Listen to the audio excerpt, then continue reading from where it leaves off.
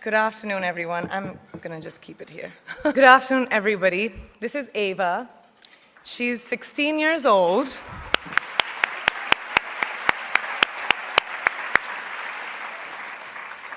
An age where girls should be enjoying their innocence and joys of their youth.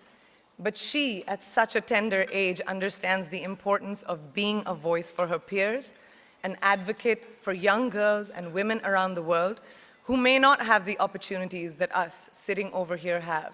Receiving this honor from a hero like her makes this so much more exceptional. So thank you.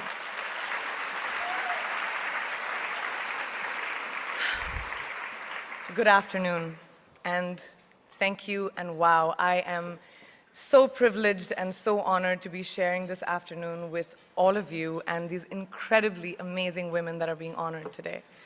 I'd like to extend my congratulations to each one of you, Octavia, Michelle, Kelly, Patty, and all 50 women that have been included in the Impact Report. Your achievements not just inspire me, but also so many others to work harder, to be better, and to make a dent wherever we can. I'm very, very proud to be standing alongside of you. In life, there are moments when you stop and ask yourself, how did I get here? Why am I standing here? Well, this is definitely one of those moments for me. And I find myself going back to the beginning, back to my roots. I was born to incredible parents, amazing parents who served as doctors in the Indian Army. I was the firstborn, and as far back as I can remember, I made my parents very proud and happy 99% of the time. Slight exaggerations of personal achievements are allowed from time to time, don't you think? My brother was born a few years later, and even then, nothing changed for me. We were both given equal opportunities, and I want to emphasize this. I want to really emphasize this for you because I don't think a lot of people might understand that being equal might seem very normal. But where I come from, India, and a lot of developing countries around the world, more often than not, this is an exception. It's actually a privilege. My first experience of the glaring disparity between boys and girls came at a very, very young age. I grew up in a middle-class family with extremely philanthropic parents who constantly reminded me and my brother how lucky we were and how giving back to those who were less fortunate was not a choice, it was a way of life. Simple. I was 7 or 8 years old when my parents started taking me on these visits in a traveling clinic to developing communities around and villages around the city that we lived in called Bareilly. We were packed into this ambulance and my parents would provide free medical care to people who couldn't afford it. My job at the age of 8 was assistant pharmacist. So I would count all the medicines, put them in an envelope, and give it out to patients. And I really took my job very seriously, very seriously. But the more I went on these expeditions, the more I began to notice the simplest things that distinguished a boy from a girl, or a man from a woman. For example, girls were pulled out of school when they hit puberty because they were considered ready for marriage and babies. That's 12 and 13.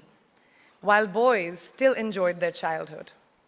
Or basic human rights, such as healthcare, were denied just because they were women. Let's call this whole experience trigger number 1 for me. Fast forward a few years and many, many triggers in between. Like a producer-director, for example, early on in my career, I must have been about 18 or 19, telling me that if I didn't agree to the ridiculous terms or painfully low salary in his movie, that he would just replace me. Because girls are replaceable in the entertainment business. That was a memorable one. It made me decide to make myself irreplaceable. But I think what really moved the needle for me and ultimately led me to create the Priyanka Chopra Foundation for Health and Education and around the same time partner with UNICEF was an encounter with my housekeeper's daughter. About 12 years ago, I came home from set early one day and she was sitting in my library reading a book. And she must have been 8 or 9 years old and I knew she loved reading. So I asked her, I was like, it's a weekday, why aren't you in school?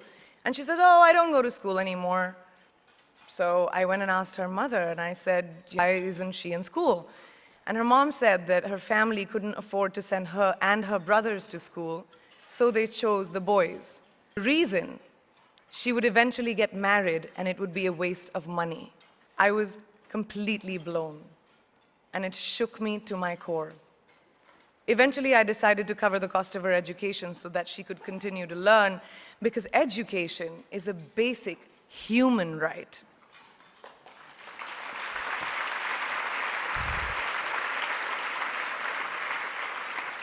And a huge necessity, especially today. From that point on, I was determined to make a difference in as many children's lives as I could, in whatever big or small way that I could contribute. There's a really, really beautiful quote that I read recently, and I think it's absolutely appropriate to explain what I'm trying to say today. The hand that rocks the cradle, the procreator, the mother of tomorrow, a woman shapes the destiny of civilization. Such is the tragic irony of fate that a beautiful creation such as a girl child is today one of the gravest concerns facing humanity. Girls have the power to change the world. It is a fact, and yet today, girls are more likely than boys never to set foot in a classroom, despite of all the efforts and progress made over the last 2 decades. I'm just going to give you a stat, more than 15 million girls of primary school age will never learn how to read or write, compared to 10 million boys. Primary school, it's the beginning of our future.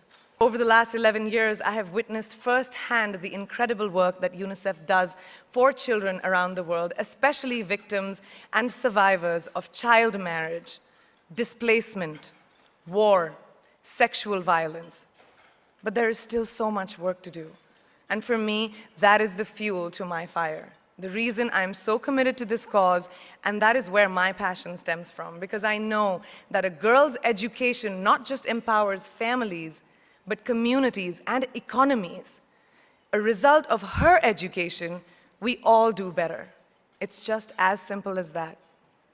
As entertainers and influencers sitting in this room, I feel that it's our social responsibility to be a voice for the voiceless, which is why I applaud each and every woman in this room for being such a badass.